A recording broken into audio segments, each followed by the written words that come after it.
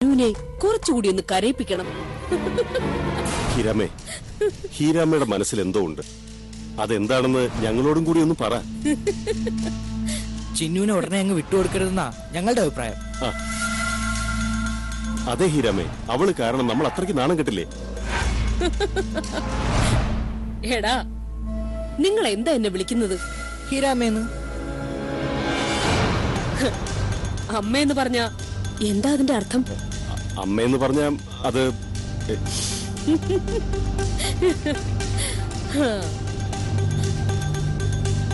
എടാ, നീയൊക്കെ എന്നെ അമ്മയെന്ന് വിളിച്ചാൽ അതിന്റെ അർത്ഥം നിങ്ങളെന്റെ മക്കളാണെന്നല്ലേ? അപ്പോ മക്കൾ ചോദിച്ചാൽ അമ്മ എന്തും കൊടുക്കില്ലേ? കൊടുക്കോ ഇല്ലയോ? കൊടുക്കും. ശരി, എന്നാ പറഞ്ഞു, നിങ്ങൾക്ക് എന്താ വേണ്ടതെന്ന് ഈ അമ്മയോട് പറഞ്ഞോ. അമ്മ ചിന്നുവിനെ അങ്ങനെ എളുപ്പത്തിൽ ഇവിടെ നിന്ന് പറഞ്ഞു വിടരുത്. അവൾ ഇനിയും ദ്രോഹിക്കണം. എത്ര കഷ്ടപ്പെടുത്താൻ പറ്റുമോ അത്രയും കഷ്ടപ്പെടുത്തണം.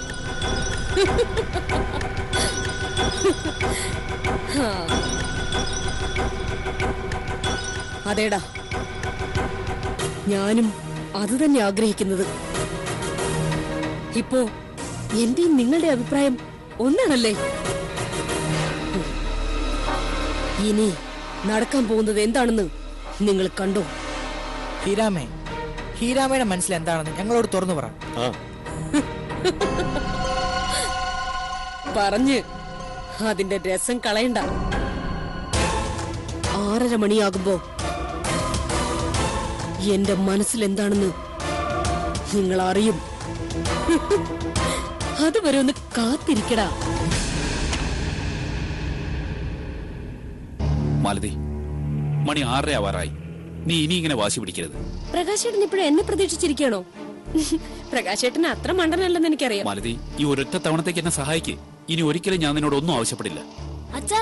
അച്ഛ എന്തിനാ ചിന്നുവിനോർത്ത് വിഷമിക്കുന്നേ? അവള് വന്നാലും ഇല്ലെങ്കിലും അച്ഛൻ എന്താ? എന്താണ് നീ പറഞ്ഞേ? അച്ഛൻ എന്തിനാ എന്നെ വഴക്ക് പറയുന്നേ? ഞാൻ തെറ്റൊന്നും പറഞ്ഞില്ലല്ലോ. ഇങ്ങനെയൊക്കെ സംസാരിക്കാൻ നീ എവിടെന്നാ പഠിച്ചത്? നിന്റെ അമ്മയുടെ വീട്ടുകാരാണോ നിന്നെ ഇതൊക്കെ പഠിപ്പിച്ചത്? വെറുതെ എന്റെ വീട്ടുകാരെ കുറ്റപ്പെടുത്തണ്ട. ഇവൻ ചോദിച്ചതിൽ ഒരു തെറ്റുമില്ല. കുഞ്ഞുങ്ങളുടെ മനസ്സിലെ വിഷം കുത്തിവെക്കരുത്. അത് നമുക്ക് തന്നെ ദോഷമായിട്ട് വരും. ഓ, അങ്ങനെ എന്തെങ്കിലും സംഭവിച്ചാൽ അത് ഞാനങ്ങ് സഹിച്ചു.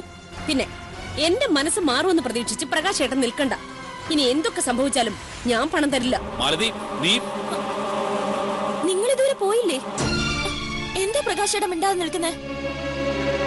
അനു, അത് ഞാൻ... പ്രകാശേട്ടാ, നമുക്ക് തീരെ സമയമില്ല. 7 മണിക്ക് അവർക്ക് പണം കൊടുക്കണ്ടേ? പ്രകാശേട്ടൻ ബാങ്കിൽ പോയോ? എങ്കിൽ വേഗം പണം താ.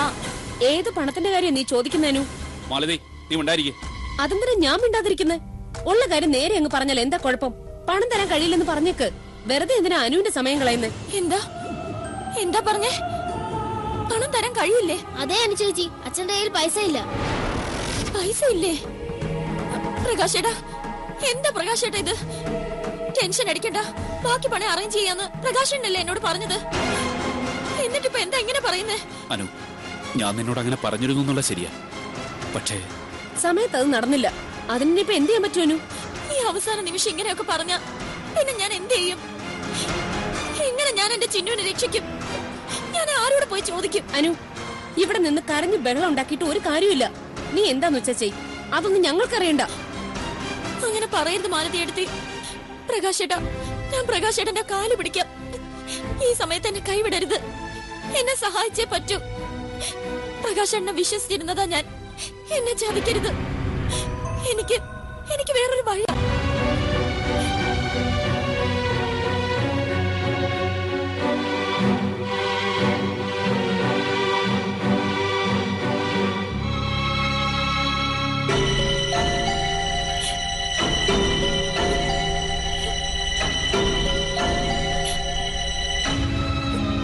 ദാനു, ഇത് പിടിക്കാൻ. ഇതേ ഇപ്പൊ എന്റെ കയ്യിലുള്ളൂ. 1 ലക്ഷം രൂപ ഉണ്ടാവും. ഇതിൽ കൂടുതലൊന്നും ഇപ്പൊ എന്നെ കൊണ്ട് പറ്റില്ല. ഇതുകൊണ്ട് എന്താവാനാ പ്രകാശേട്ടാ? 25 ലക്ഷം രൂപയല്ലേ അവർക്ക് കൊടുക്കേണ്ടത്. ഈ പണം കൊണ്ട് ചിന്നുവിനെ തിരിച്ചു കൊണ്ടുവരാൻ കഴിയില്ല പ്രകാശേട്ടാ, കഴിയില്ല. എന്നോടൊന്നും പറയണ്ട. എനിക്കൊന്നും കേൾക്കാൻ വേണ്ട ഒന്നും. ദയവേത് ഈ പൈസ കൊണ്ട് പോവാനും. പ്രകാശേട്ടാ, എന്റെ ചിന്നുനെ എനിക്കിനി ഒരിക്കലും തിരിച്ചു കിട്ടില്ല.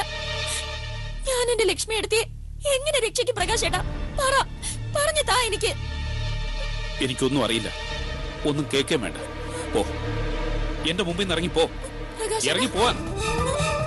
എന്റെ ചിന്നു.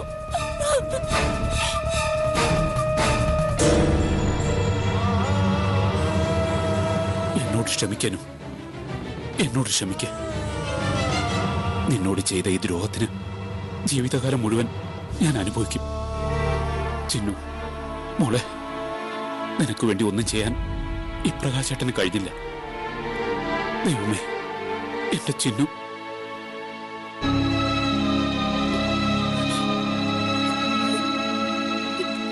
എല്ലാരും എന്നെ കൈയൊഴിഞ്ഞു. ഇനി നീയേ ഉള്ളൂ. നീ കൂടി എന്നെ കൈവിടല്ലേ. അനു, എന്താ പറ്റി? ഇങ്ങനെ കരയാതെ കാര്യം എന്താന്ന് വെച്ചാ പറയേ. പറയാൻ ചേച്ചി, എന്താ കാര്യം? എന്റെ ചിന്നുവിനെ എനിക്ക് തിരിച്ചു കിട്ടില്ല ശരത്തേട്ടാ. ഇനി ഒരിക്കലും എനിക്ക് അവളെ തിരിച്ചു കിട്ടില്ല. അങ്ങനെ ആരാ നിന്നോട് പറഞ്ഞത്? ചിന്നു തിരിച്ചു വരുവാൻ ചേച്ചി? ഇല്ല, ഇനി ഒരിക്കലും അത് നടക്കില്ല. പ്രകാശേട്ട പണം തരാൻ പറ്റില്ലെന്നാ പറയുന്നത്.